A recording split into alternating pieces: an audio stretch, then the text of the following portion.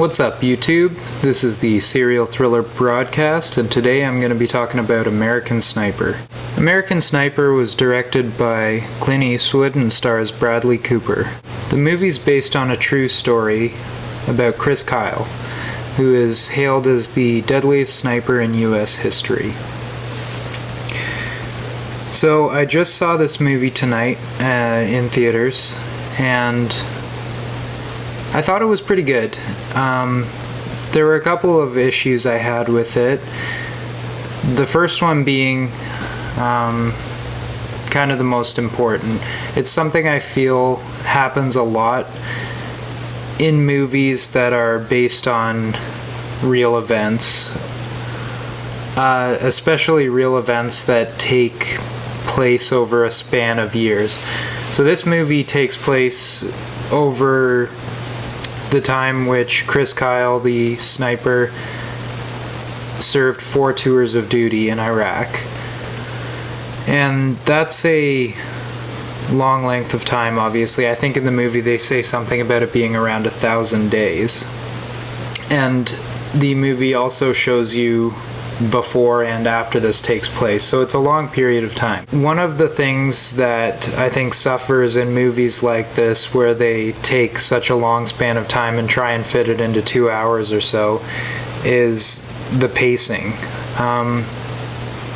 There was definitely some times when I felt that they had to do things for the sake of the story that sort of didn't translate well or fit in together as well as it could have if it was a work of fiction. Now, I get that that's going to happen, especially with true stories, but I just think it was worth mentioning. The movie itself was pretty entertaining throughout, though. Like I said, there was some pacing issues, some parts that kind of where it jumps back and forth to when he's at home and when he's in battle, but the battle sequences themselves were, for the most part, pretty good. They were entertaining to watch. There was some definitely moving scenes when you kind of see what sort of moral dilemmas someone in this guy's position has to face on a daily basis, and I think they captured that pretty well.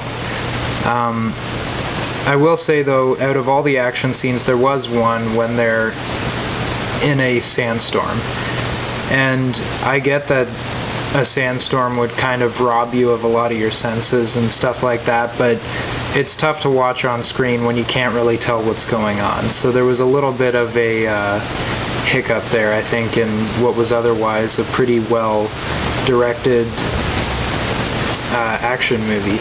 There's also some pretty grisly content, which is obviously stuff that did happen over there in Iraq during the war. And one of the scenes, there's a little boy who's basically being made an example of. His father had helped the American soldiers discover a certain location, and this sort of high-ranking Al-Qaeda officer was basically trying to make an example of his son. And he's doing some pretty gruesome things with a drill, but the part that kind of irked me a little bit about it was that they wanted to go that far and show what was happening, but they didn't actually show any of the gore. They kind of cut away from that, and I kind of thought, you know, if you're gonna say that this happened, then you should at least have the balls to show it in your movie. And maybe that's just because I'm mainly into, a big part of what I'm into is horror movies, and I see a lot of that stuff on a daily basis, but I feel like it was kind of a cop-out almost to try and appeal to a more massive audience. So what I'm going to say is I probably will watch this movie again at some point. It's not something that I'm going to go out and buy right when it's released or anything like that, but I would like to probably see it again, and maybe I don't like to judge any movies really on just one single viewing, because I've found that sometimes I'll go back to a movie and I'll really enjoy it the second time. I'll notice things that I didn't notice before, or I'll just be at a different point in my life when the movie seems to make more sense to me. But I think that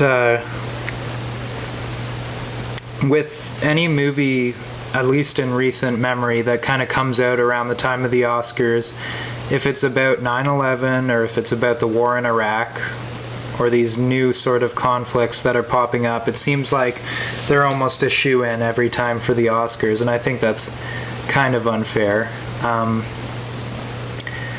It kind of just gets to me because I think it's a very American thing to do.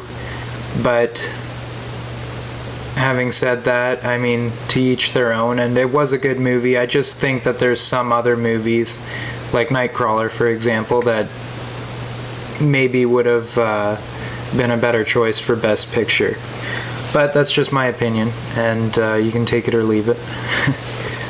So Bradley Cooper's performance in this movie is pretty good. He's playing a Texan, so he's got the thick accent. He really built himself up for this role.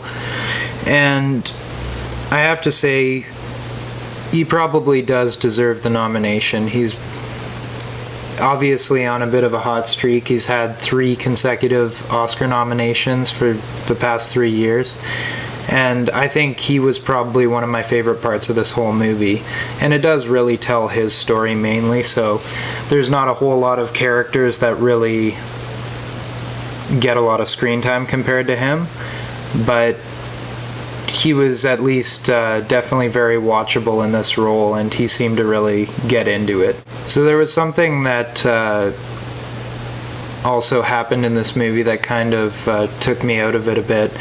And it's the points when Chris Kyle is first meeting his new children, like they're babies, and they're obviously dolls in these scenes, which was a little distracting, especially because I was looking for it, because I'd kind of heard that this was an issue with this movie before I actually went to go see it, and it definitely was noticeable. And I've heard that it's because they need to have 2 babies when they film babies in a movie or a TV show, because there's only so long they can be under studio lights.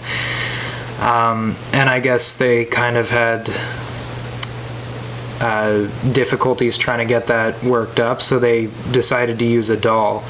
And they kind of combine it, I think, with a little bit of CG. And not only that, but it's really noticeable, and it almost looks like an afterthought, like they didn't realize how bad this was going to look until it was on screen.